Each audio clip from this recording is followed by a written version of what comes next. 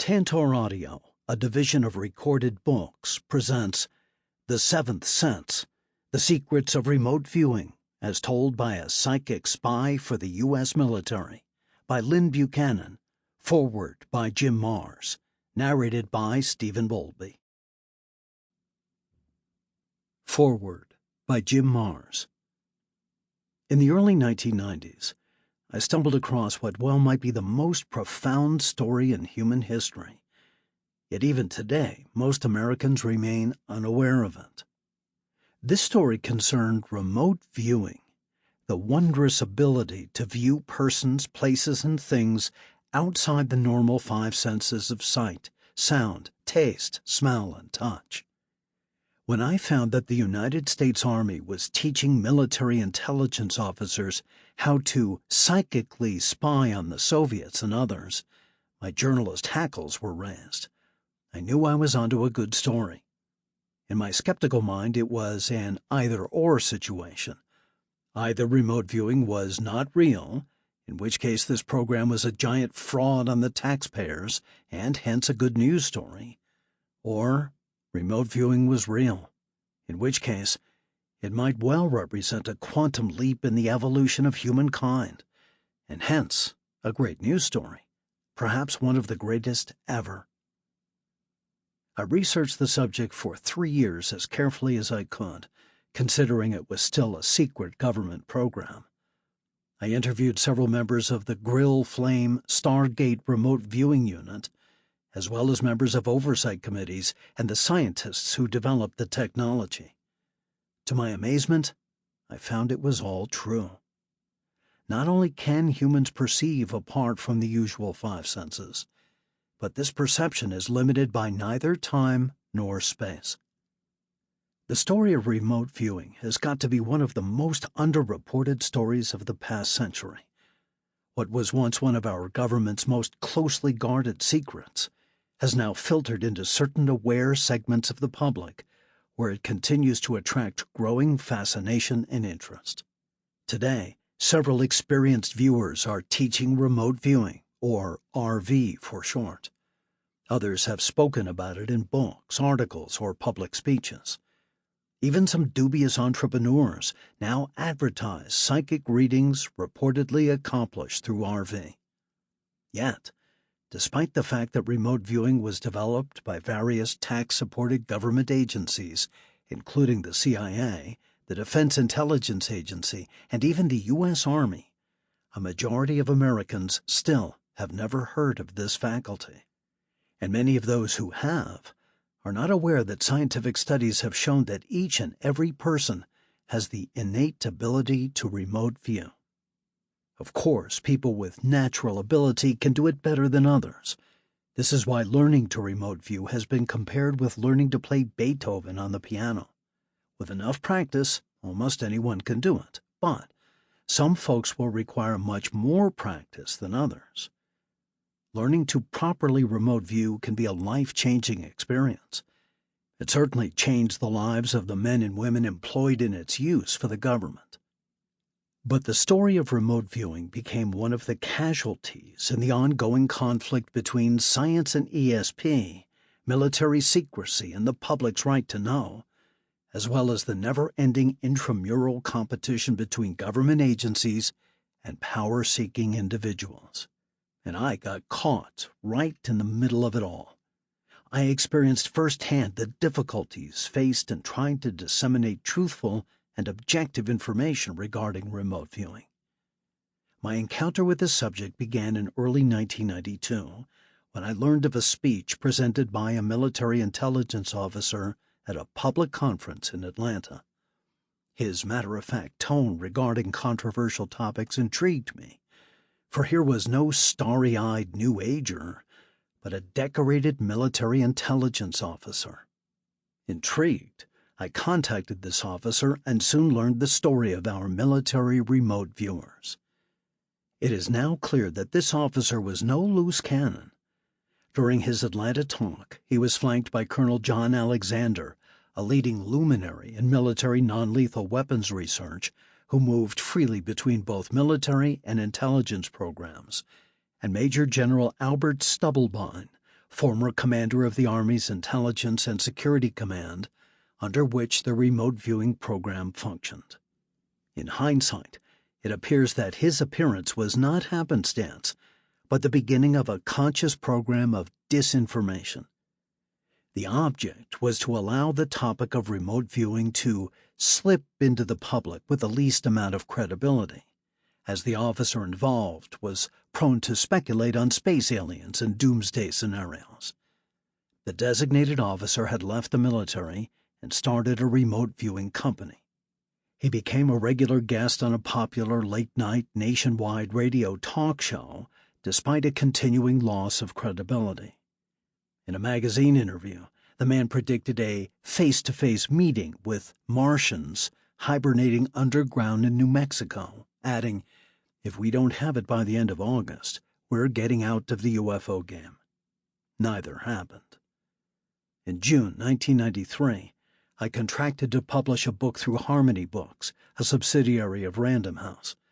I spent 3 years working on the remote viewing story. The work was arduous, particularly so because I was dealing with a subject most people wanted no part of, not to mention that it involved a top-secret government program. Many sources refused to be interviewed, and others demanded anonymity. Hard facts were difficult to come by. By the end of 1993, a manuscript was completed under the title Psi Spies, which was changed by Harmony to The Enigma Files due to the popularity of the X-Files TV series. Additionally, my Harmony editor decided a narrative or storyline was necessary to enliven my original manuscript, a lean and journalistic recitation of the facts concerning RV. Over my objections, I was required to add scenes and dialogue involving others in the remote viewing unit. In early 1995, as the book was nearing publication, the officer who had gone public in 1992 suddenly began to object to the manuscript because of the inclusion of this material. I found it most ironic that this obstruction came from the very person who had initiated the book in the first place, and nothing he had contributed had been altered or deleted. Some observers saw a darker purpose behind this apparent petty jealousy. They felt someone believed the book was more credible than they desired and took steps to block its publication. This darker purpose appeared confirmed by subsequent events. The officer, who by this time was claiming to be in contact with alien greys, sent a letter via an attorney to Harmony disavowing the book, even though he had previously signed a release statement based on my completed manuscript. The book's editor suddenly left the project. The senior legal counsel, who had approved the publication of the book following a lengthy and thorough legal review, was suddenly no longer there. The matter was turned over to a law firm unconnected to the publisher, and I was ordered not to contact or talk to the attorney there who decided the book had to be canceled because of the threats from the officer. I was told by the new editor that, while she neither understood nor agreed with the course being taken, she was powerless to prevent the cancellation. Everyone involved with the book came to believe that the cancellation had been ordered by someone with great authority, perhaps within the government. Subsequent events only supported this belief. The book was canceled in late July 1995, despite substantial advance orders from booksellers. On August 27th, the story of RV broke in a London newspaper. The story, entitled Tinker, Tailor, Soldier, Psi, was written by Jim Schnabel, who earlier that year had received a copy of my manuscript from the officer previously mentioned. About that same time, the CIA, apparently about to be reassigned the RV program, ordered a study of remote viewing. Ray Hyman of the University of Oregon, an avowed psychic skeptic, and Jessica Utz from the University of California were commissioned to review the remote viewing program. Considering that Hyman, a luminary of the debunking organization Committee for the Scientific Investigation of Claims of the Paranormal, PsyCop, was biased against ESP to begin with, coupled with the fact that the review concentrated only on the weakest of the RV work and did not have access to most of the unit's work, the report's conclusion was never in doubt. Their finished report, dated September 29, 1995, concluded that, despite the fact that a statistically significant effect had been observed in laboratory RV experiments, no compelling explanation has been provided for the observed effects. To say a phenomenon has been demonstrated, we must know the reasons for its existence. The story that the government had used psychics to spy on enemies first broke in the United States in early October in a supermarket tabloid story headlined, "How CIA's Psychic Spies Stole Russia's Star Wars Secrets." This tabloid treatment, obviously leaked by government sources, was a kiss of death to anyone in the mainstream media taking the subject seriously. Remote viewing was officially acknowledged on November 28, 1995, when the story received superficial and dismissive coverage in the New York Times and the Washington Post. These articles described the psychic spies merely as a trio of citizens with suspected paranormal powers who were located at a Maryland military base. Even with this watered-down version, the story moved no farther than the East Coast, and nowhere was there any mention that the remote viewing methodology had been simply moved to even more secret government agencies, as I suspect, and where I believe its use continues today.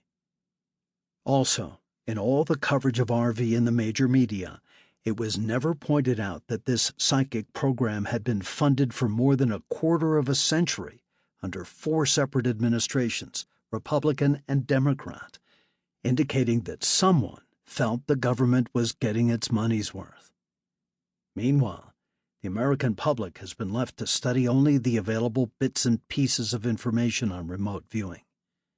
Some of this information comes from persons with suspect motives, some from scientific and government documents, and some from former spies like Lyn Buchanan. Today, I am most pleased to see Lyn's story now available to the public. As he points out, the complete and factual story of remote viewing may never be known, as everyone involved in the secret program knows only what they saw, heard, and experienced. Everyone has a different perspective.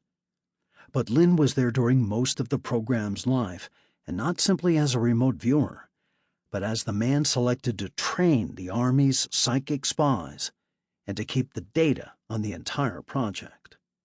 No one is more qualified to tell the story of the operational use of remote viewing than Lyn Buchanan. Preface. Caveat emptor. This book is a personal account of the many changes in my life and my belief systems as I was trained and gained experience as a psychic spy for the U.S. military. It goes into some depth about controlled remote viewing, CRV, the system used by the military to do such spying, but it is not designed to teach you how to do it on your own. That takes years of training and supervision. I have been training people in CRV for many years, and have found that there are many reasons people become interested in this field. I would therefore like to address some of those interests which you may or may not have as you stand in the bookstore deciding whether or not to buy. For those looking for the mystical. If you think this book is about the overmind, the all-seeing mind of God, the collective unconscious, etc., it is not. Granted, those things are probably terribly important, but they're just not what this book is about. In fact, they are not what CRV is about. CRV was designed for finding hostages and missing children, solving crimes, spying on people and countries, determining the plans and intentions of political, military, and business leaders. Its targets exist right here in the workaday world. So, to be honest with you right up front, if you are looking for something mystical and occult, you would be more satisfied by buying another book. But This book will teach you a great deal about the mysteries of the human mind, and maybe something about the human spirit as it relates to real life and real people living in the harsh reality of the real world. For the person seeking self-improvement. If your main interest is self-improvement and self-enhancement, the exercises within the appendix can take care of that desire. Do the exercises, and a tremendous change will take place in your life. The exercises will provide you with more self-improvement than going to some guru for a month and living on sawgrass and swamp water. But if all you do is the exercises in the appendix, you will have missed the main point of CRV. CRV was not developed for self-improvement and/or feeling good. It is an applications-oriented science. Its main uses are for police work, medical diagnostics, business, archaeology, or any of 100 other real-world fields, including, of course, military and political espionage, for which it was originally designed. If you want to improve your soul and spirit and well-being, learn a way to bring home a missing child. There is nothing like it in either the real or the ethereal world. CRV deepens your character and forever changes your life for the better. And believe it or not, that is only a mere side effect. For the scientifically oriented listener, controlled remote viewing is a natural, psychological, and physiological process that is very tightly anchored to the real, hardcore physical world around us. It is, in fact, more of a martial art than a psychic or mental discipline. It is the process developed under the auspices of the U.S. military, and, as such, it has about as much mysticism as any other hardcore science. That is, virtually none. It does, however, make what may seem like one exception. It accepts, as a basic tenet, that mankind has an innate ability to know things beyond what can be perceived by the normal senses and/or logical thought. Once that was accepted in a scientific way, it was possible to develop inroads into a field previously inhabited only by natural psychics. You may argue that the psychic sense is not a scientifically accepted paradigm, but recent research, mainly that done in conjunction with the U.S. military's psychic spying programs, has established a well-documented and firmly founded basis of proof of the existence of mankind's psychic ability. If any scientist, by reason of his/her own personal beliefs, objects to the inclusion of this concept, I would suggest that he/she go study the latest findings. They are readily available. For the person who wants to learn about controlled remote viewing, this is not a how-to book. It will not teach you step-by-step how to do controlled remote viewing. It provides, instead, a basic familiarization with the science. It will teach you the principles, theories, and understandings on which controlled remote viewing is based. It will even teach you a lot of the terminology, development exercises, and some of the most basic methods. But it will not teach you the nuts and bolts, structure, and protocols. This book will, as a bare minimum, let you learn whether or not you want to continue further in this fascinating field of mind science. For the debunker, please understand how I feel about debunkers. There is a very real need for you to exist and for you to do the work you do. There is an astounding amount of garbage passing itself off as psychic, and I cheer when some debunker manages to haul some of that garbage away. Even worse, much of the psychic field tries to become a substitute for religion, or for good medical care, or even for social acceptance. Bunk needs to be debunked. By the same token, there is an even more astounding amount of garbage passing itself off as debunking. There is a horde of pseudo-debunkers and wannabe debunkers who go around loudly shouting down everything that moves without giving anything the slightest consideration. If it looks psychic, shoot it down. The fact is that pseudo-debunkers are more of an embarrassment to the debunking field than pseudo-psychics are to the psychic field. Writing this book has forced me to look back on my experiences. I realize that there are many possible alternative explanations for most of them. Therefore, I welcome all intellectual and studied criticisms of anything and everything in this book. But non-intellectual blasts from people who haven't done their homework, who have never looked into or tried CRV, will be dismissed as the amateurish garbage it is. Do your homework, then we'll talk. I think that I speak for everyone when I say, when it comes to debunkers, we're tired of dealing with amateurs. If you are out to debunk remote viewing as a valid field, you will no doubt enjoy this book as grist for your mill. Do or say what you will. Reinterpret everything in the book to be nothing more than my inane ramblings about what has happened in my life. I don't care. It has been my life. You didn't live it. I did.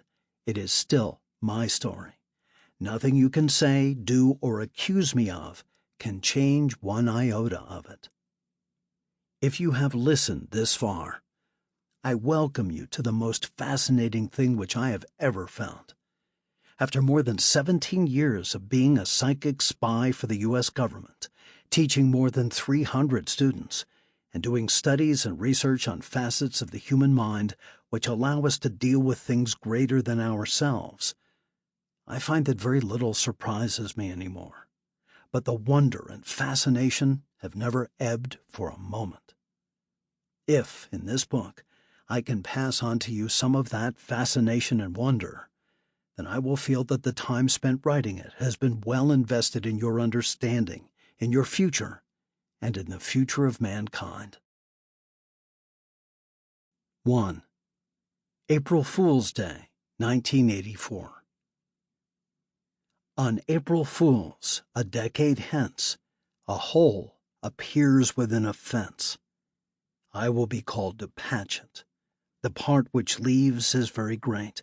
Then I will learn about my fate. I must work hard to match it. Predictive poem, Lyn Buchanan, April Fool's Day, 1974. Since youth, I have written short predictive poems, often giving exact events, dates, and locations, but always cryptic at the time of their writing. Most have been and continue to be pretty accurate. April Fool's Day seemed somehow appropriate as the day to report to my new military unit. No one had told me where it was. In spite of a very shallow and clandestine briefing at a Czech restaurant in Germany, I wasn't really sure of what the unit did, or for that matter, what I would be doing in it. To top that off, I had been given 2 different sets of orders. One official set, printed on paper, and a totally different set given verbally. The official orders said that I was to report to Headquarters and Headquarters Company, 902nd Military Intelligence Battalion, Intelligence and Security Command, located at Fort Meade, Maryland. But the verbal orders I had received said that I should not go anywhere near the 902nd. Upon reaching Fort Meade, Maryland, I was to check in at the military guest quarters and call a certain phone number to let a special agent know that I had arrived. Under no circumstances was I to report into the 902nd, as my written orders stated. In effect, I had been instructed to go AWOL the first day of my new assignment. My wife, Linda, my 7-year-old son, Lael, and I arrived at the Baltimore-Washington International Airport late in the evening of April 1st, 1984. It is customary for a soldier and his family to call the unit to which he is reporting and have a staff driver pick them up. I couldn't do that due to the verbal orders. We took a cab from the airport to the Fort Meade guest house. The desk clerk asked for my orders and said that he would call the unit and let them know I was in. He was somewhat perplexed when I asked him not to. In the room, I pulled out the napkin which had been given to me in the Czech restaurant in Germany. The hand-scrawled phone number on it was for a private residence in the Fort Meade area. A man's voice answered and said that we should all wait in the parking lot in front of the guest house. He would come right by. When we arrived in the parking lot, a dense, misty fog had rolled in, making the whole scene look like something out of a Hollywood spy movie. The guest house is far removed from the other base facilities, so the darkness was oppressive. All we could see through the swirling fog was the fuzzy, eerie glow of the guest house's neon sign at the edge of the parking lot. We stood quietly, feeling small drops of mist sweeping against our faces in the moist night breeze. With the fog, the world had gone deathly quiet, and nothing could be heard except our own breathing and the electric crackle of the neon sign's transformer. Even Lael, an active and impatient 7-year-old, still on German time, was subdued by the surrounding mystery. I looked at my wife and marveled at the courage of this woman who would accompany me anywhere in the world on nothing more than faith that I would do the right thing. I wondered how she could keep that faith even at times like this, when she knew that I had absolutely no idea what I was getting us into. She looked back at me and gave the slightest of smiles. The silent mist swirled, and we shifted from one foot to the other and waited. The events leading up to my new assignment at Fort Meade were, quite frankly, odd. I had been working at the U.S. Army Field Station in Augsburg, Germany, for a little over 2 years. I had originally been assigned there as a Russian linguist, but through some devious manipulation had worked my way into the computer operations and coordination section. At that time, the coordination of the computers at the field station was a large task, since we had almost 100 different computer systems with several different countries of origin. The computer systems did not talk to each other, and there was constant conflict among the data fields, the computers, and the people and countries who ran them. I had been there almost a year when I received the order to design a program that would tie the field station's many computer systems together into a single reporting entity. Another sergeant, I'll call him Doug, felt that he should have gotten the job and was very hostile toward me for the selection. During the following 2 months, Doug repeatedly got into my programming code and placed bombs there as his means of revenge. I confronted him several times, but it only fanned the flames. In frustration, and as a total last resort, I reported him to his superiors, who threatened him with disciplinary action if he did it again. There were no more interruptions from Doug, and in another month, I had the program running and tested. Now, I had to make the necessary demonstration briefing to the commanders of the various U.S. military branches and the military commanders of more than a dozen different NATO countries that had personnel at the field station. When the day came to make the demonstration, I arrived early, checked and rechecked the program for errors or flaws. There were none. I ran it through all the testing procedures and made certain the presentation would go smoothly. Everything checked out perfectly. Right before presentation time, I went to the bathroom to make certain my hair was well combed and there were no scuffs on my spit-shined shoes or wrinkles in my uniform. At the appointed time, the commanding officers of every military unit attached to the field station began to assemble for the briefing on the new computer program. I went through the initial song and dance about the need for such a program, what problems it would solve, what benefits would be reaped, and so on. I then turned and hit the computer's enter key to begin the demonstration. The computer screen went blank. Something had gone wrong. I turned back to the chuckling audience and searched for something to say when I saw Doug standing in the doorway. He grinned menacingly and pointed a finger at me. "Gotcha," he mouthed, and turned to leave. Something welled up in me then, which had not happened in years, an uncontrollable rage. Earlier in life, I had been one of those poltergeist children. I had learned in my early teens that when I allow myself to get truly angry, things around me go crazy. As Doug turned to leave, things did exactly that. When I was about 12 years old, odd things began to happen in the form of objects around me moving or bumping, or suddenly falling for no apparent reason. It was bothersome to others, but to me, It was odd and interesting. Sample complete. Ready to continue?